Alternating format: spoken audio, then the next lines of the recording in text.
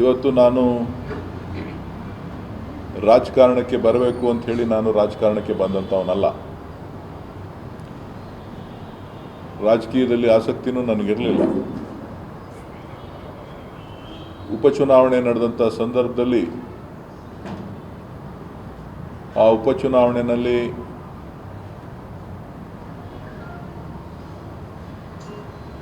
ಜಿಲ್ಲೆಯ ರಾಜ್ಯದ ಎಲ್ಲ ನಾಯಕರುಗಳು ಕೂಡ ನನ್ನನ್ನು ನಿಲ್ಲಬೇಕು ಅಂಥೇಳಿ ಮಾನ್ಯ ಡಿ ಕೆ ಶಿವಕುಮಾರ್ ಅವ್ರ ಮೇಲೆ ಒತ್ತಾಯವನ್ನು ತಂದು ನನ್ನನ್ನು ಅಭ್ಯರ್ಥಿಯನ್ನಾಗಿ ಘೋಷಣೆ ಮಾಡಿದಂಥ ಸಂದರ್ಭದಲ್ಲಿ ಇಡೀ ಕ್ಷೇತ್ರದ ಎಲ್ಲ ನಾಯಕರುಗಳು, ಕಾಂಗ್ರೆಸ್ ಪಕ್ಷದ ಎಲ್ಲ ಹಿರಿಯ ಕಿರಿಯ ನಾಯಕರುಗಳು ಮತ್ತು ಕಾರ್ಯಕರ್ತರುಗಳು ಕೂಡ ತುಂಬ ಹೃದಯಪೂರ್ವಕವಾಗಿ ನನ್ನನ್ನು ಸ್ವಾಗತ ಮಾಡಿ ಚುನಾವಣೆಯಲ್ಲಿ ಮುಕ್ತವಾಗಿ ಕೆಲಸ ಮಾಡೋದ್ರ ಮುಖಾಂತರ ನನಗೆ ಅವಕಾಶವನ್ನು ಕೊಟ್ಟು 10 ವರ್ಷ 8 ತಿಂಗಳ ಕಾಲ 3 ಚುನಾವಣೆಯಲ್ಲಿ ನನ್ನ ಈ ಕ್ಷೇತ್ರದಲ್ಲಿ ಸೇವೆ ಮಾಡಲಿಕ್ಕೆ ಅವಕಾಶವನ್ನು ಒದಗಿಸಿಕೊಟ್ಟಿದ್ದಾರೆ. ಆ ಅವಕಾಶವನ್ನು ಒದಗಿಸಿಕೊಟ್ಟಂಥ ಸಂದರ್ಭದಲ್ಲಿ ನಾನು ಕೂಡ ಪ್ರಾಮಾಣಿಕವಾಗಿ ಈ ಜಿಲ್ಲೆಯ ಅಭಿವೃದ್ಧಿಗೆ, ಬಡವರು, ದೀನದಲಿತರು, ಹಿಂದುಳಿದ ವರ್ಗದವರು, ರೈತರ, ಮಹಿಳೆಯರ ಕಲ್ಯಾಣದ ದೃಷ್ಟಿಯಿಂದ ನನ್ನ ಗಮನಕ್ಕೆ ಏನೆಲ್ಲ ಬಂದಿತ್ತು ಆ ಎಲ್ಲವನ್ನು ಕೂಡ ಪ್ರಾಮಾಣಿಕವಾಗಿ ಕೆಲಸ ಮಾಡ್ತಾ ಕೇಂದ್ರ ಸರ್ಕಾರ ಇರ್ಬೋದು, ರಾಜ್ಯ ಸರ್ಕಾರದಿಂದ ಇರ್ಬೋದು, ಯಾವ್ಯಾವ ಕಾರ್ಯಕ್ರಮಗಳಿದೆ ಆ ಕಾರ್ಯಕ್ರಮಗಳನ್ನು ಪ್ರತಿಯೊಂದು ಮನೆಗೆ ತಲುಪಿಸುವಂಥ ನಿಟ್ಟಿನಲ್ಲಿ ಪ್ರಾಮಾಣಿಕವಾಗಿ ಹಗಲು ರಾತ್ರಿ ಕೆಲಸವನ್ನು ಮಾಡಿದ್ದೇನೆ. ನಾನು ಇಲ್ಲಿ ಲೋಕಸಭಾ ಸದಸ್ಯನಾದಂಥ ಸಂದರ್ಭದಲ್ಲಿ 8 ತಿಂಗಳ ಕಾಲ UPA ಸರ್ಕಾರ ಇತ್ತು. ಆ UPA ಸರ್ಕಾರ ಅದರಲ್ಲಿ ಸುಮಾರು 2-3 ತಿಂಗಳು ಚುನಾವಣೆನೇ ಹೋಯಿತು. ನಾನು ಕೆಲಸ ಮಾಡಲಿಕ್ಕೆ ಸಾಧ್ಯ ಆಗಿದ್ದು ಕೇವಲ 5 ತಿಂಗಳುಗಳು ಮಾತ್ರ. ಆ ಸಂದರ್ಭದಲ್ಲೂ ಕೂಡ ಇಡೀ ಕ್ಷೇತ್ರವನ್ನು ಸುತ್ತಿ ಕೆಲಸ ಮಾಡಿದ್ದೇನೆ.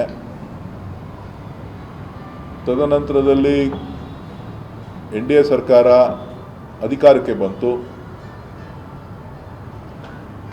ಕೇಂದ್ರದಲ್ಲಿ BJP ಸರ್ಕಾರ ಅಧಿಕಾರಕ್ಕೆ ಬಂತು.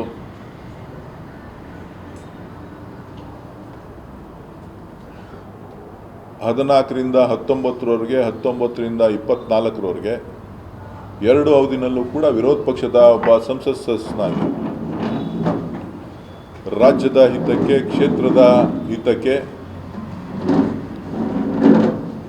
ಏನೆಲ್ಲ ಕೆಲಸ ಕಾರ್ಯಗಳನ್ನು ಮಾಡಲಿಕ್ಕೆ ಸಾಧ್ಯ ಇದೆ ಎಲ್ಲವನ್ನೂ ಕೂಡ ಪ್ರಾಮಾಣಿಕನಾಗಿ, ನಿಷ್ಠೆಯಿಂದ ಈ ಕ್ಷೇತ್ರದ ಅಭಿವೃದ್ಧಿಗೆ, ಅದರಲ್ಲೂ ಕೂಡ ವಿಶೇಷವಾಗಿ ರಾಮನಗರ ಜಿಲ್ಲೆಯ ಅಭಿವೃದ್ಧಿಗೆ ಪ್ರಾಮಾಣಿಕವಾಗಿ ಕೆಲಸವನ್ನು ಮಾಡಿದ್ದೇನೆ. ಆ ಒಂದು ಆತ್ಮತೃಪ್ತಿ, ಸಂತೋಷ ನನಗಿದೆ. ನಾನು ಚುನಾವಣೆಗೆ 4ನೇ ಬಾರಿ ನಿಂತ ಸಂದರ್ಭದಲ್ಲಿ ನಾನು ಮಾಡಿದಂಥ ಕೆಲಸ ಕಾರ್ಯಗಳನ್ನು ಜನರ ಮುಂದೆ ಇಟ್ಟು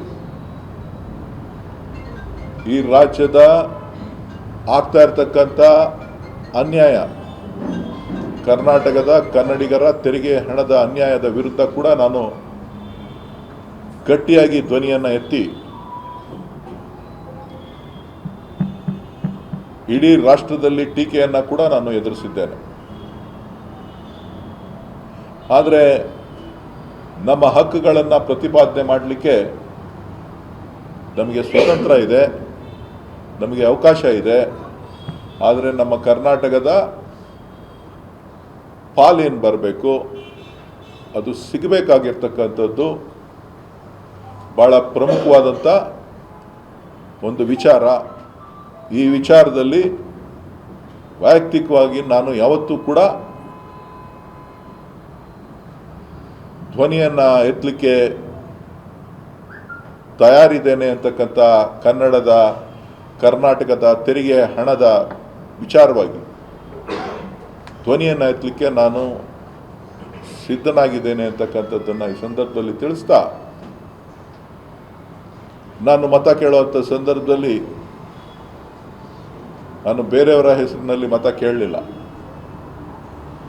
ನಾನು ಮಾಡಿದಂಥ ಕೆಲಸಕ್ಕೆ ಕೂಲಿಯನ್ನು ಕೊಡಿ ಅಂಥೇಳಿ ಇಡೀ ಕ್ಷೇತ್ರದ ಉದ್ದಕ್ಕೂ 8 ವಿಧಾನಸಭಾ ಕ್ಷೇತ್ರದಲ್ಲಿ ನನಗೆ ಕೂಲಿ ಕೊಡಿ ಅಂಥೇಳಿ ಕೇಳಿದ್ದೇನೆ. ಜನ ಸಾರಾಸಗಟ್ಟಾಗಿ ತಳ್ಳಾಕಿದ್ದಾರೆ, ತಿರಸ್ಕಾರ ಮಾಡಿದ್ದಾರೆ.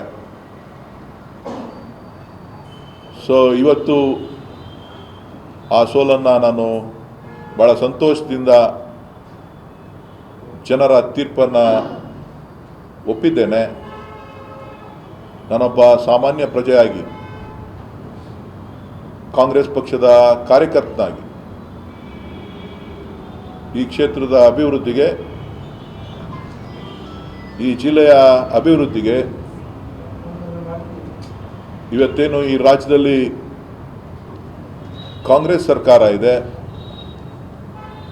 ಸನ್ಮಾನ್ಯ ಸಿದ್ದರಾಮಯ್ಯನವರು ಮುಖ್ಯಮಂತ್ರಿಯಾಗಿ, ಸನ್ಮಾನ್ಯ ಡಿ ಕೆ ಶಿವಕುಮಾರ್ ಅವರು ಈ ಜಿಲ್ಲೆಯಿಂದ ಉಪಮುಖ್ಯಮಂತ್ರಿಯಾಗಿ, ಜಿಲ್ಲೆಯ ಉಸ್ತುವಾರಿ ಸಚಿವರಾದಂಥ ರಾಮಲಿಂಗಾರೆಡ್ಡಿ ಅವರ ನೇತೃತ್ವದಲ್ಲಿ ನಾನು, ನಮ್ಮ ಪಕ್ಷ, ನಮ್ಮ ಶಾಸಕರುಗಳು ಏನು ಮಾತನ್ನು ಈ ಜಿಲ್ಲೆಯ ಜನರಿಗೆ ಕೊಟ್ಟಿದ್ದೇವೆ, ಅಭಿವೃದ್ಧಿಯ ವಿಚಾರದಲ್ಲಿ ಈ ಜಿಲ್ಲೆಯನ್ನು ಮುಂಚೂಣಿಗೆ ತರುವಂಥ ವಿಚಾರದಲ್ಲಿ ಒಬ್ಬ ಸಾಮಾನ್ಯ ಪ್ರಜೆಯಾಗಿ, ಕಾಂಗ್ರೆಸ್ನ ಕಾರ್ಯಕರ್ತನಾಗಿ ಈಗಲೂ ಕೂಡ ಬದ್ಧನಾಗಿದ್ದೇನೆ. ಅದರಿಂದ ಹಿಂದೆ ಸರಿಯತಕ್ಕಂಥ ಪ್ರಶ್ನೆ ಇಲ್ಲ ಅಂತಕ್ಕಂಥದ್ದನ್ನು ನಾನು ಈ ಸಂದರ್ಭದಲ್ಲಿ ಸ್ಪಷ್ಟಪಡಿಸಲಿಕ್ಕೆ ಬಯಸ್ತೇನೆ.